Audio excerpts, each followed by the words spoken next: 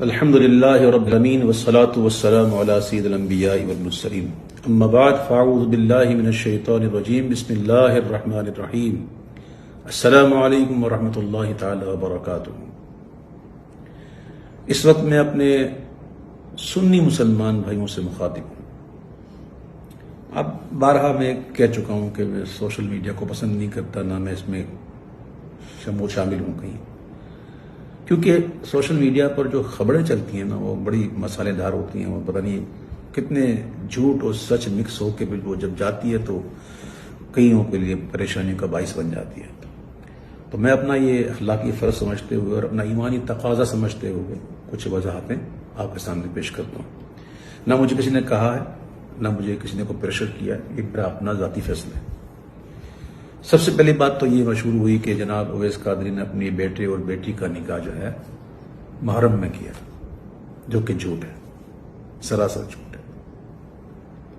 یعنی کہ پھر میری بچی کے بارے میں بھی کچھ لوگوں نے جو ہے وہ، خیر ان سے تو میری گفتگو ہی نہیں، ان کے لیے تو میرے علماء کافی ہیں انشاءاللہ، اللہ انہیں سلامت رکھے۔ تو یہ بات مشہور کی گئی، حالانکہ یہ جھوٹ ہے۔ میرے کسی بیٹے یا کسی بیٹی کا نکاح محرم میں نہیں ہوا، اور دنیا نے دیکھا ہے الحمدللہ 11 مارچ شب معراج میرے بیٹے کا نکاح ہوا اور ہزاروں لوگوں نے شرکت کی، اس میں سب جانا۔ اس طرح میری بیٹی کا نکاح ذوالحجہ کے مہینے میں ہوا ہے، 8 اگست کو، ذوالحجہ کا مہینہ تھا، اور اس کی تو ابھی تاحال رخصتی بھی نہیں ہوئی بھائی، اس کو بھی وقت ہے، دیر ہے اس کو۔ تو یہ کچھ وضاحتیں تھیں جو میں نے کر دی۔ البتہ یہ تھا کہ میرے بیٹے کا جو ولیمہ تھا نا، وہ تاریخ تھی 2 اگست۔ یہ میں آپ کے سامنے کارڈ پیش کر رہا ہوں، یہ تاریخ، یہ کارڈ دیکھ سکتے ہیں، اس میں لکھا ہوا ہے 2 اگست۔ لیکن 2 اگست کو کیا ہوا تھا؟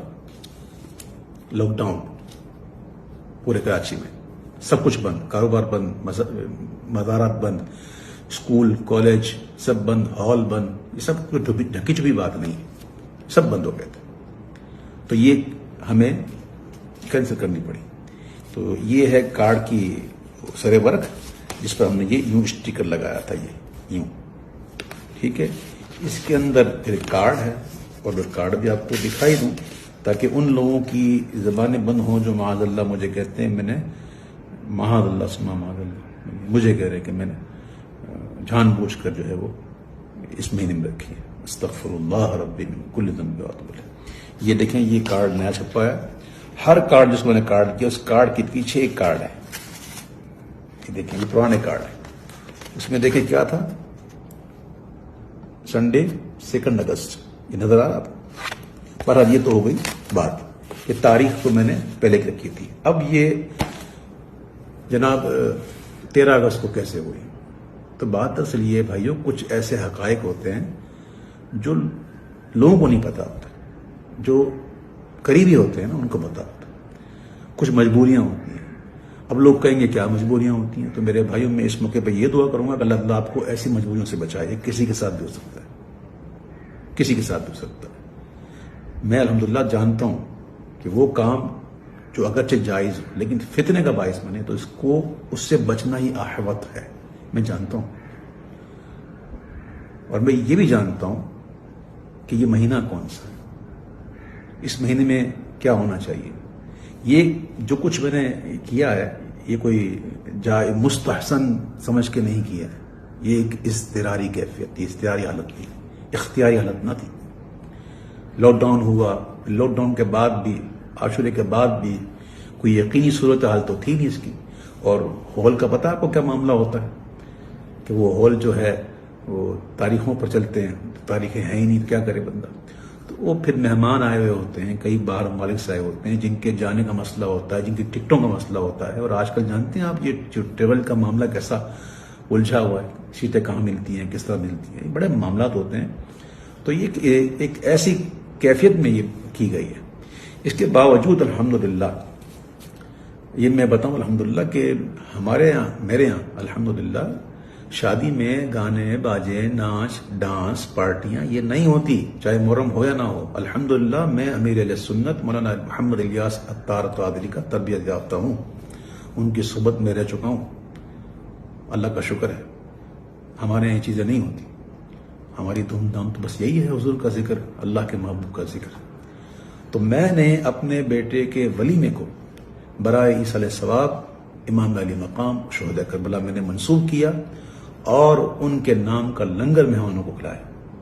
اب ذرا یہ بھی دیکھ لیں کہ جو تقریب میں ولیمہ تھی وہ کیسی تھی، جس کے گواہ کراچی کے مستند بڑے بڑے مفتیان کرام، بڑے بڑے علماء کرام، بڑے بڑے سرا حضرات اور دیگر مسلمان موجود تھے جو اس بات کی گواہی دیتے ہیں، اور گواہی دی ہے انہوں نے کہ ایسا ولیمہ ہم نے کبھی زندگی میں نہیں دیکھا جس میں ایسی نعتیں پڑھی جائیں، ایسے مناقب پڑھے جائیں امام علی مقام کے۔ مغرب کی نماز با جماعت ادا کی گئی اور پھر 1 گھنٹہ پورا الحمدللہ 1 گھنٹہ سوا گھنٹہ ہم نے عشاء کا وقت شروع ہونے سے پہلے تک ہم نے یہ سلسلہ رکھا، سلام پڑھے گئے، مناقب پڑھے گئے، دعائیں کی گئیں اور پھر عشاء کی نماز با جماعت ادا کی گئی شریعت کے مطابق، اور پھر تمام مہمانوں کو جو ہے وہ لنگر حسینی کھلایا گیا۔ اور ایک اور بات بتا دوں کہ اس محفل میں میرے بیٹے کا سہرا بھی نہیں پڑھا گیا۔ بہرحال جو میری ایک وضاحت تھی جو میں سمجھتا ہوں انشاءاللہ آپ لوگ ضرور سمجھیں گے، اور مسلمان کو آپس میں محبت کرنا چاہیے۔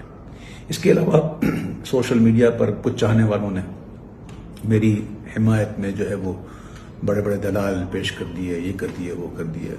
تو بھائی میں یہاں جائز ناجائز کی تو بات کرنا ہی نہیں بیٹا، نہ مجھے اس میں الجھنا ہے۔ بس میں یہ سمجھتا ہوں کہ ماہ محرم میں یہ ایسی تقریب جو ہیں شادیوں کی یہ مناسب ہی نہیں، لیکن کچھ مجبوریاں انسان کی ہو جاتی ہیں۔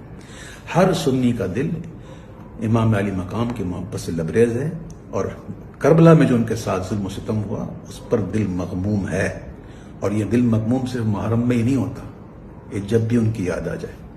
کیا آپ نے نہیں دیکھی کہ محفل میں منقب پڑھتے پڑھتے کیا مجھ پر دقت نہیں ہوتی؟ وہ کون سا محرم ہوتا ہے؟